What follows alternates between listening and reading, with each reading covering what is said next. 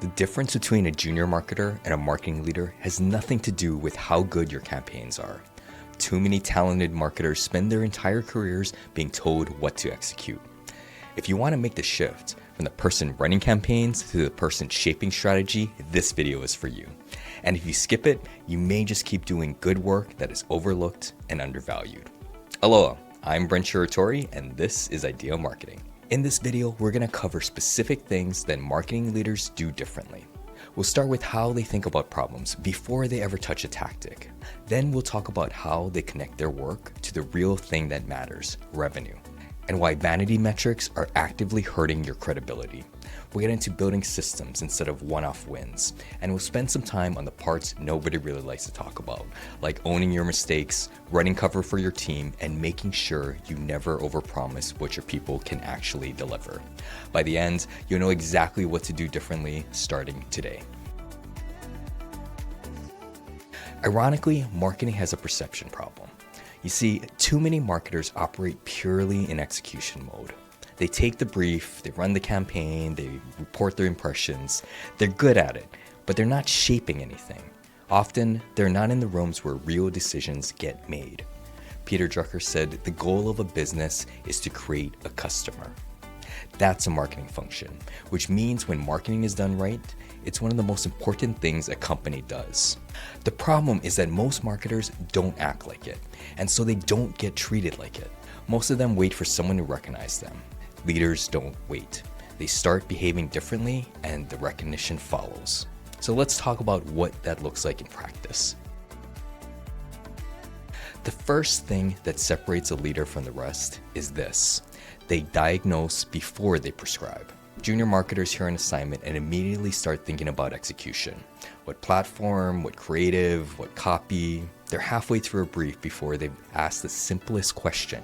What problem are we actually solving? Leaders ask that first, and they keep asking until they have a real answer. Before you touch a single tactic, you need to understand what's actually broken. Is it positioning? Is the offer wrong? Is a channel reaching the wrong people? Is there a follow-up problem that is losing customers right before they buy? Most of the time, what someone asks for isn't what they actually need. A client says they want a rebrand. What they usually mean is their business isn't growing the way they expected. The rebrand is just their guess at a solution. Your job is to find out what's causing the problem and then decide whether a rebrand is actually the answer. Here's a habit that will serve you well. Before you accept any marketing assignment from your boss, your client, or your marketing team, ask 3 questions. First, what problem are we solving? Second, what's causing that problem? And third, if we had to prove results in just 2 weeks, what would we actually do? That third question is the most important one. 2 weeks is not a lot of time. When the runway is that short, there's no room for aspirational thinking. You're working with what you have, and that constraint surfaces what actually matters. Opinion is cheap. Everyone has ideas of what the campaign should be and all the cool tactics that we should run. But a thoughtful analysis is rare. The marketer who can identify what's actually broken in specific terms before jumping to execution, that's the person who gets invited to the strategy conversation. Here's the line that separates junior marketers from marketing leaders in any business conversation. Junior marketers will say, we got 10,000 impressions last month, versus marketing leaders who say, we generated 47 qualified leads at a $38 cost per lead. 12 of those became sales opportunities. See, the first statement reports activity. The second reports outcomes. One belongs in a strategy meeting, the other belongs in a metrics dashboard that no one actually reads. If you can't draw a direct line from your marketing work to the sales pipeline, or at a minimum to the leading indicator that demonstrably moves that pipeline, your work is invisible to the business. You might be busy, you might even be able to execute well, but you're not a marketing leader yet. The fastest way to change that is to define what a win looks like before you start, not during the debrief. Before you prove a single dollar of spend, know what success looks like and how you measure it. And this also means being willing to say out loud when something isn't working. Leaders don't spin results. They call the thing what it is, explain what they learned, and say what they're changing. That kind of clarity builds more credibility than any campaign result ever will. And let me be clear, you often lose more fights than you win, for a whole range of other factors that are beyond your control, like politics or things happening behind the scenes that only the C-suite is aware of. But that's not the point. Your job is to consistently sell your proposed plans based on the real financial impact it can have on the company. I guarantee if you do that, you'll be viewed as a leader in the long term, because that's what matters at the end of the day. Anybody can run a campaign. With the tools available now, you can spin up one in an afternoon. Execution has never been easier. The hard part is building something that gets better over time. Marketing leaders build systems, templates, playbooks, measurement dashboards, process documentation. That means the team doesn't have to reinvent the wheel every single time. A one-off win is nice, but the true goal is to create a repeatable process. Think about what it means when a new person joins your team. If all your institutional knowledge from every marketing win you've developed over the years walks out the door every time someone leaves, you don't have a marketing function. You have a collection of individuals. Leaders build systems. Ask yourself this: if I left tomorrow, what would still work? Now, I know what you're thinking. If I'm the only one who knows how to do everything, then I have job security, right?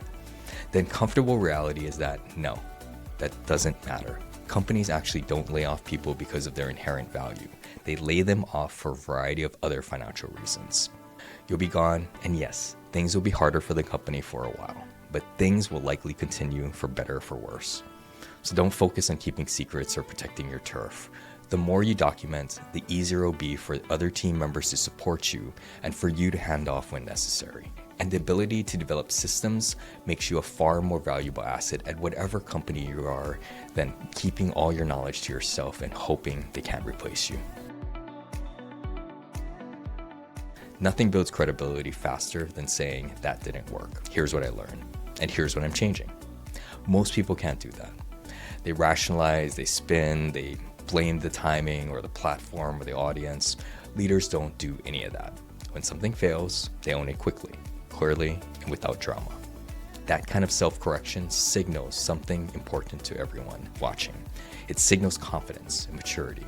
It demonstrates that you own your responsibilities and are willing to live up to those standards. People who can't do that require more supervision, more energy, more management overhead. And senior leaders want fewer of those kinds of dependent, needy people on their team. There's also a practical reason to own your mistakes fast. The longer you wait, the worse it gets. Everyone around you usually knows something went wrong before you acknowledge it. The gap between when it happens and when you own it, that's the credibility deficit. Try to close it as fast as possible. Just own your mistakes. Acknowledge what you're changing and move on, and others will move on too.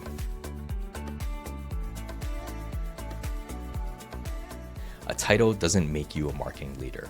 Your actions do. Here's the bottom line. There are people who deserve their title, who have been operating at that level and consistently perform, deliver results, and are amazing to work with. And there are those who got their positions because they are a smooth talker or align themselves with the right people or were just at the right place at the right time. That's life. That's reality. And you're going to come across it a lot in your career. But at the end of the day, is that really how you want to move up in the world? If you have no issues with that, then this video is not for you.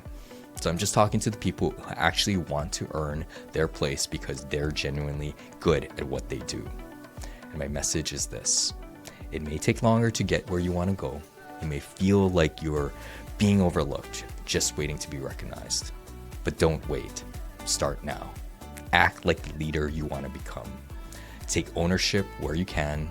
Walk into meetings with an actual point of view, not a vague position that could satisfy any side and go with whichever way the wind blows at any given day. Propose solutions, not just problems. Make your boss's job easier, not harder. Those behaviors ultimately get noticed. Maybe not always immediately, but they will get noticed over time. And here's the one that is truly non-negotiable. If you work in marketing, persuasion is your core job. The strategy, the creative, the media, the measurement, all of it exists to move people to a decision. That's it. Marketing is applied persuasion, which means if you can't persuade the people inside your organization, your leadership team, your creative partners, your clients, you're not actually practicing marketing. So how can you expect to persuade a customer to buy your product? The best campaign brief in the world is worthless if you can't sell it internally. Your ability to change minds in a room is just as important as your ability to change minds in the market. The romanticized version of the marketing leader role is selling the big idea, coming up with the integrated marketing campaign that will transform the company to inspired applause. But the truth is, it only matters if your ideas have a real ROI. Marketing leadership is decision-making under constraints. It's taking a limited budget, a limited team, and a specific business problem, and coming up with the best possible solution that can actually be executed in the real world in the time that you have. I'm far more proud of the marketing initiatives I was able to come up with and execute with far too limited budgets that actually made a difference than the big global campaigns that were featured in publications and lauded with advertising awards. Pie-in-the-sky thinking has its place. The ambition behind a big idea matters, but the moment your recommendations stop connecting to business results, the seat at the table disappears. Those that can only imagine grandiose ideas, they have their place. But the marketer who can take a bold idea and make it executable, who can work backwards from the creative vision to the business case, that's a leader. Your job as a marketing leader isn't just strategy and execution, it's also cover. And this one gets more real the more senior you get. You're the person who absorbs the chaos so your team doesn't have to.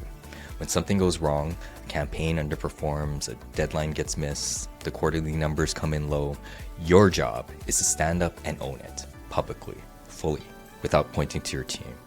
And when things go right, the credit belongs to everyone else around you. Get used to it. The recognition that comes from protecting your team is slower to arrive than public credit, but it compounds in ways that public credit never does. 2 more things. First, never make promises before checking with your team. You're not the expert in everything, but likely individual members of your team are experts in what they do. Before you commit to a deadline, a deliverable, or a scope, find out what's actually possible. Walk in with an informed recommendation. When you make commitments that your team has to absorb without input, they'll deliver once, maybe twice, but eventually they'll stop going above and beyond for you. And that's fair. Second, there's always a way, which may seem contradictory to the last point, but here's why I say it. Every project hits a wall. Budget gets cut, the vendor falls through, the creative direction that everyone loves suddenly isn't available. Your job is to find the path forward, not to report the original path is blocked. Always have backup plans. In any project, assume that 20% of it will go wrong. I just don't know which 20%. So you build contingencies. Stay one step ahead of the problem. That's on you. It's on your watch. If this was useful, I'd appreciate a subscribe. The whole point of this channel is to help people to become marketing leaders by providing practical advice they can actually use. Not theory, not trends, just the work. And if you want to go deeper on any of the specific skills we covered today, like measurement, positioning, how to build a team that performs, I have other videos on all of it. Check out my channel. Remember, you don't need to buy more ads when you have better ideas.